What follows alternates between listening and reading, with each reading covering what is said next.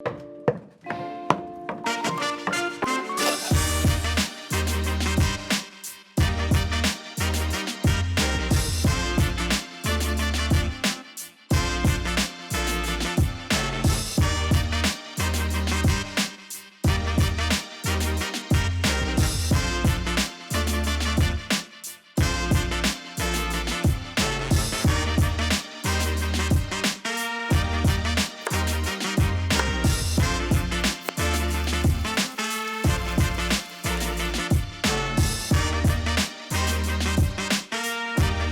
good morning.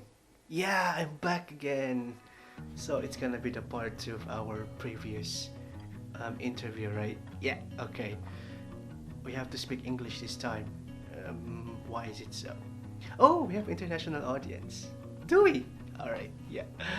Hopefully I can answer your questions straight English because, I've been working here for like 4.5, but that confidence level of speaking English, it's still like why Ireland?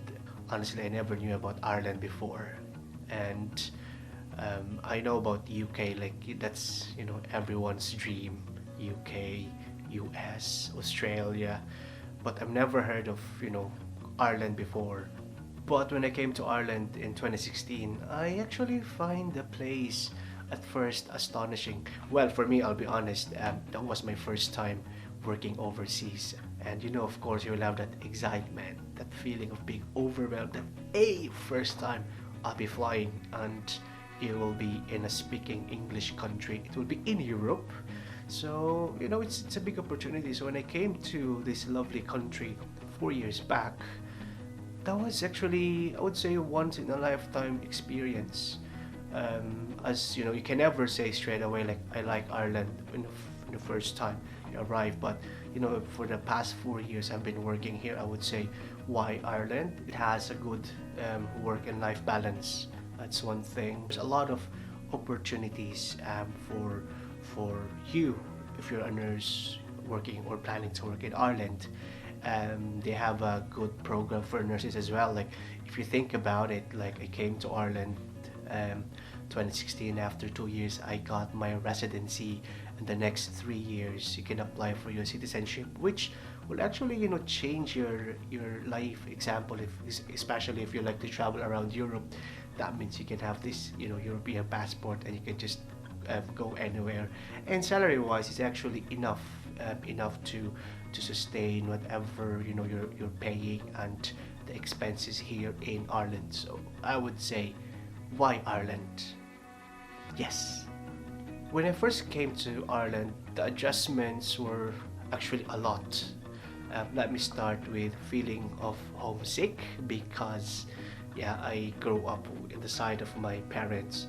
You have this kind of routine, like from work you come home, you have food on the table, like it's all prepared, so you just eat and then have a shower, go to sleep. The next day someone is preparing your food as well. So but when I came to Ireland, I have to do all of that on my own.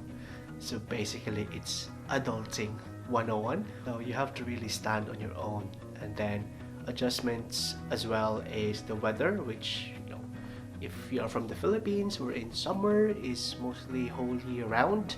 But I came to Ireland, it was a bit cold. That was around autumn season, so the weather was one thing I have to adjust. Also need to adjust on the language because we speak English, that's given. Alright, we speak American English, but Irish and British English is just sometimes difficult because they have this word conversions which is different from English, American English that we used to learn. And of course, workplace was not really a big adjustment for me, to be honest. It's just because when I was working in a nursing home, a lot of Filipinos were also working on the unit or the nursing home where I first started my job. So the environment wise for me wasn't too bad at all. Yes, that was actually one thing that I was really thankful, because you will have this feeling like, oh, what will happen to me on my first day, oh, who will be I'll be working with. We will have all those fear. But when I come here, and then I knew that there were like 60% or 70% Filipinos working in the nursing home. Bam! That was actually a good one. I need to adjust on the policy, and then yeah, it's a bit broad topic to talk about, but it's been challenging, but at the same time it's been great.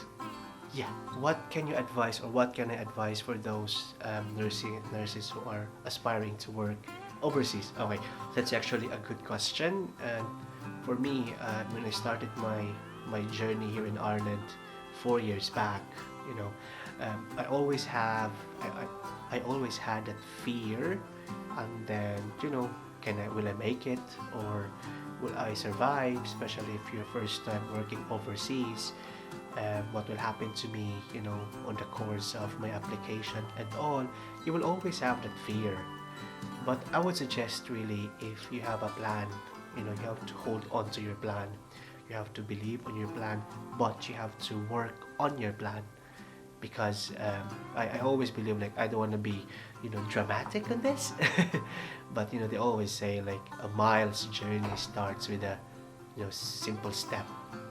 And then that simple steps will eventually, finish the journey. It might be a long journey, might take time, but it doesn't matter, because at the end of the day, you will reach your goal. That's one thing I would say. So if someone is watching this one, and then they are just starting their papers, or they are planning to work overseas, the only thing you can do is register, apply, and then take the steps, and then just hang on.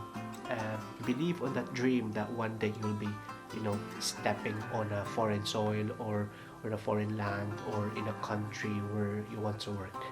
If you have that faith as well, it will make a difference. And by the way, I just want to say thank you so much for watching this video. And yes, if you like this video, don't forget to give it a like. And if you're new to my channel, don't forget to click the subscribe button, tap the bell, so that you will be notified if I'll be making more videos in the future. Cheers!